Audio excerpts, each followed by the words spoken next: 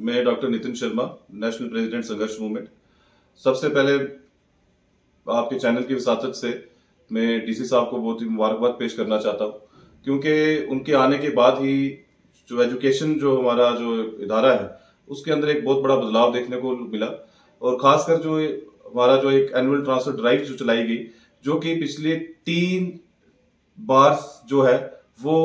मुकम्मल तरीके से नहीं हो पाया और लगभग 9 साल से कोई भी ट्रांसफर नहीं हो पाई एजुकेशन डिपार्टमेंट में। और क्योंकि डीसी साहब जो थे एक यंग एंड डायनेमिक ऑफिसर हैं, उनके आने के बाद उन्होंने इस चीज की जरूरत को समझा कि एक लॉन्ग स्टे किसी टीचर का एक जगह पे होना, उससे एजुकेशन सेक्टर के अंदर, उस एजुकेशन के जो प्रोसेस के अंदर जो एक बड़ा बदलाव देखने को शायद नहीं मिलेगा। और उन्हें इस चीज को जरूरत को समझते हुए इसके अंदर एक पॉजिटिवली इंटरवीन करके हमारे सामने आज की डेट में एक एटीडी के फॉर्म में जो ट्रांसफर लिस्ट सामने आई है, जो गुज़श्ता कुछ दिनों में आज डिस्कशन का भी एक मौजू बना है। लोग उस पर डिस्कशन कर रहे हैं, कुछ पॉजिटिव तरीके से भी है, कुछ नेगेटिव तरीके से भी है। और लेकिन लिहाजा बीइंग एन एजुकेशनिस्ट अगर इसको देखा जाए, क्योंकि मैंने भी मीडिया के थ्रू बड़े से लोगों के ओपिनियन को सुना और जब इस लिस्ट को भी देखा तो एक चीज सामने नजर आती है कि इस लिस्ट को बड़ी बाखूबी से बनाया गया है। क्योंकि बीइंग अ लीगल लुमिनरी हम चीजों को देखते हैं, डॉक्यूमेंट को ड्राफ्ट कैसे किया जाता है। और यहाँ पर पर्टिकुलरली प्लेस ऑफ जो पोस्टिंग कहाँ है, पहला प्रीवियस प्लेस कहाँ थी, कितने साल से आदमी वहां काम कर चुका है, क्या प्राइमरी स्कूल था, क्या मिडिल स्कूल है, तो बड़ी सी चीजों को किया गया है। हालांकि इसमें हम ऐसी जजमेंट नहीं दे सकते कि जो लिस्ट है इसके अंदर किसी के जेन्युइन कंसर्न्स नहीं होंगे, क्योंकि मीडिया के थ्रू ही देखने को मिलता है कुछ हमारे बहन भाई जो है बड़ी देर से किसी प्लेस पे थे और उनके हिसाब से जो है उनके साथ अभी इंसाफ नहीं हुआ है। लेकिन फिर भी पहली नजर में मैं चाहूंगा कि इस पूरे प्रोसेस के जो क्रेडिट है वो डीसी साहब को जाता है और साथ साथ सीओ पुंछ को जाता है, कि जिन्होंने लोगों की जरूरत को समझा। और यहाँ पर मैक्सिमम फीमेल्स हैं जो 8-8, 9-9 साल से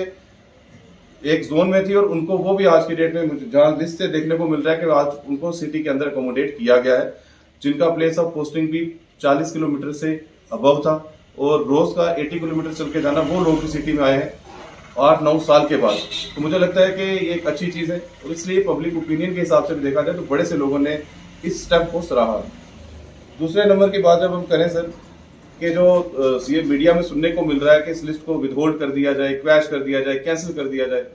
तो सिविल सोसाइटी मेंबर भी और एक सिविलाइज सोसाइटी की बात करें, एक सभ्य समाज की, उसके अंदर मुझे लगता है, और सुशासन की बात जब आप करेंगे, गुड गवर्नेंस की बात करेंगे, तो उसके अंदर हम प्रिडिक्टेबिलिटी की बात करते हैं, रिस्पॉन्सिव इंस्टीट्यूशंस की बात करते हैं। तो रिस्पॉन्सिवनेस, प्रिडिक्टेबिलिटी तब आती है जब आप कोई फैसला लेते हैं, जब आपके अंदर डिसीजन मेकिंग होती है, जब किसी चीज पे कंसेंसस बनता है। इतने सालों के बाद, 9 साल के बाद कंसेंसस बनता है, एक लिस्ट आपके सामने आती है और आज आप कुछ उसके अंदर आपको लगता है कि कुछ ओवरलुक हो गया या कुछ इंटेंशनल हुआ, अनइंटेंशनल हुआ, उसमें भी हम नहीं जाएंगे किसी गलती की वजह से, क्योंकि जब हम कोई चीज ड्राफ्ट करते हैं तो ऑब्वियस है कि उसमें गलती के स्कोप रहते हैं। और लेकिन साथ साथ मैं ये भी बता दूं, क्योंकि ये जो पॉलिसी है इसके अंदर मॉडिफिकेशन का भी एक इंपॉर्टेंट एस्पेक्ट है कि इसको मॉडिफाई किया जा सकता है, बशर्ते 235 लोगों की जब लिस्ट निकलती है उसमें अगर 10-12 लोगों का कुछ कंसर्न है, जो उनको लगता है कि उनके साथ कुछ डिस्क्रिमिनेशन हुआ है, तो ना कि आप पूरी लिस्ट को क्वैश कर दो। जो एक्सरसाइज पिछले 3 महीने 6 महीने से लोग सभी का फीडबैक लेके, सभी से बातचीत करके, किसी जगह फिजिकली जाने के बाद भी, असेसमेंट के बाद जो एक लिस्ट निकाली गई है, आप उस पूरे प्रोसेस को रद्द नहीं करें तो वो ज्यादा अच्छा है। क्योंकि वो जो रिसोर्सेज हैं, जो टाइम है, जो मनी है, या जो कोई लोग इस प्रोसेस में इन्वॉल्व रहे हैं जिनकी एक नेक नीयत है कि ट्रांसफर जो है किसी तरीके से एटीटी को इंप्लीमेंट किया जाए, जो चाहे 9 साल के बाद ही हो। और मुझे लगता है कि जो विजन है डीसी साहब का और एजुकेशन डिपार्टमेंट के डायरेक्टोरेट से लेकर नीचे सीईओ साहब तक, मुझे लगता है कि उस प्रोसेस को भी जो एक रिस्पॉन्सिव इंस्टीट्यूशंस को बनाना चाहते हैं, गुड गवर्नेंस को लोगों तक पहुंचाना चाहते हैं, मुझे लगता है उसको भी बड़ा धक्का लगेगा। इसलिए मेरी सबसे मोदबाना गुजारिश डीसी साहब से और जो भी कंसर्न ऑफिसर से उनसे ये है कि इस लिस्ट को क्वैश ना किया जाए। लिहाजा आप उन लोगों के कंसर्न्स को केस टू केस बेसिस पे वेरीफाई करके उनके साथ